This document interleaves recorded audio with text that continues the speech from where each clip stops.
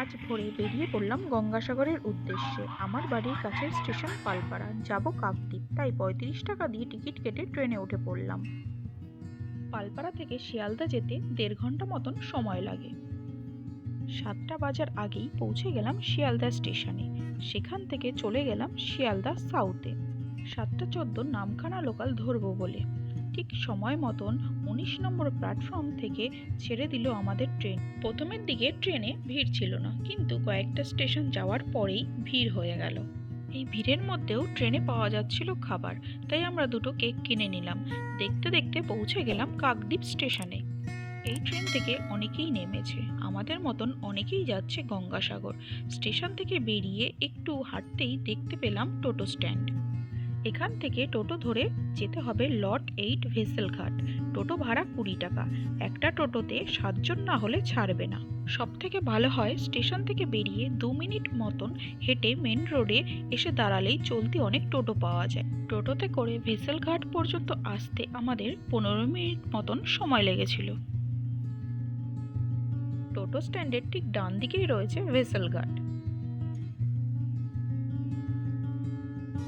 ভেসেলে ওঠার আগে আমরা সকালের খাবার খাওয়ার জন্য একটা দোকান থেকে ঘুগনি, মুড়ি আর চপ পেঁয়াজি নিয়ে নিলাম।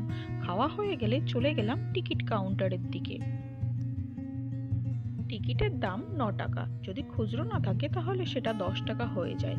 কিছুক্ষণ দাঁড়িয়ে থাকার পর উঠে পড়লাম ভেসেলে। যেখানে উঠেছিলাম সেখানেই দাঁড়িয়ে পড়লাম।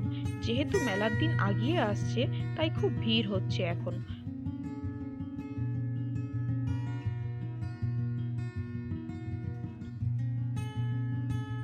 ভেসেলে করে নদী পার হতে আমাদের সময় লেগেছিল প্রায় 40 মিনিট। 40 মিনিট পর পৌঁছে গেলাম কচুবেড়িয়া ঘাটে।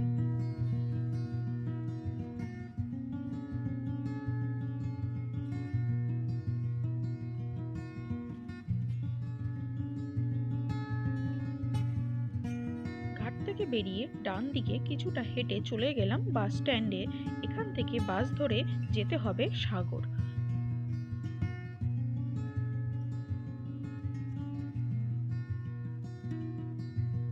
বাসে উঠে বসার কিছুক্ষণের মধ্যেই বাসটা ভরে গেল, আর বাসটা ছেড়েও দিল। কচুবেড়িয়া ঘাট থেকে সাগর যেতে ভাড়া লাগলো 50 টাকা, আর সময় লেগেছিল 40 থেকে 45 মিনিট মতন।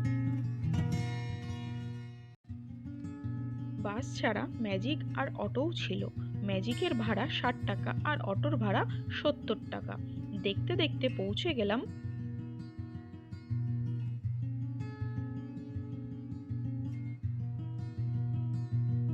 বাস স্ট্যান্ডের থেকে বেরিয়ে বাঁ হাতের রাস্তা ধরে সোজা হাঁটতে লাগলাম।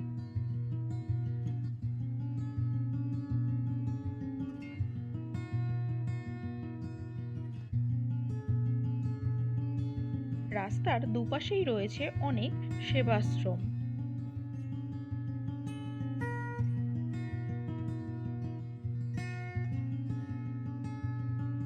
যেতে যেতে দেখলাম গুড়ের দোকান, আর তার পাশেই খেজুরের রস জাল দেয়া হচ্ছে।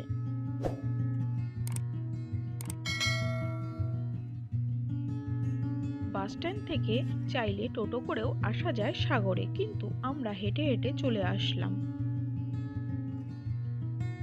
মেলার প্রস্তুতি শুরু হয়ে গেছে, আর এই হলো গঙ্গাসাগর।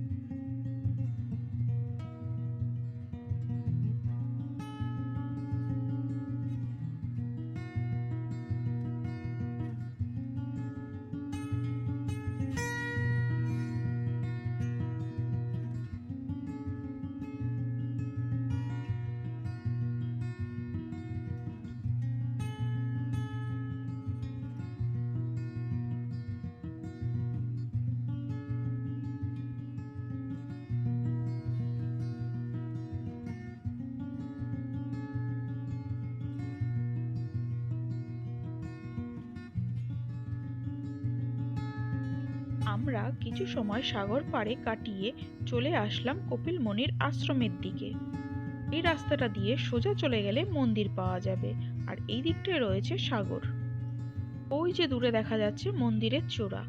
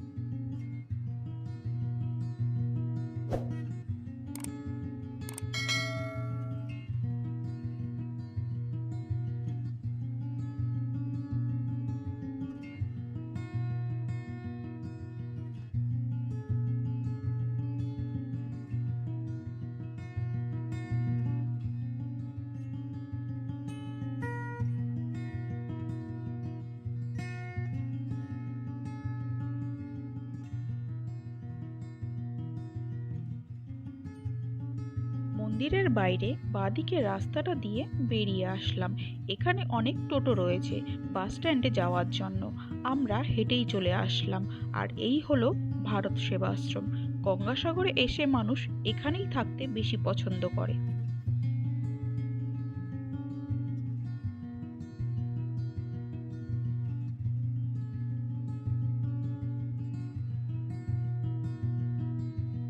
এখানে খাবারের জন্য রয়েছে অনেক আমিষ নিরামিষ হোটেল। আমরা একটা হোটেল থেকে নিরামিষ থালি 60 টাকা দিয়ে খেয়ে চলে আসলাম গুড়ের দোকানে। এখান থেকে বাড়ির জন্য কিছুটা গুড় কিনে নিলাম। হেঁটে হেঁটে চলে আসলাম বাস স্ট্যান্ডে। যাওয়ার সময় থেকে ফেরার সময় ভিড়টা বেশি ছিল। ভেসেল ঘাটে এসে তো দুটো ভেসেল ছেড়ে দিতে হলো। ভেবেছিলাম 4:52 ট্রেনটা ধরবো, কিন্তু সেটা তো পাইনি। 5:46 ট্রেনটা দৌড়ে দৌড়ে ধরতে হয়েছে।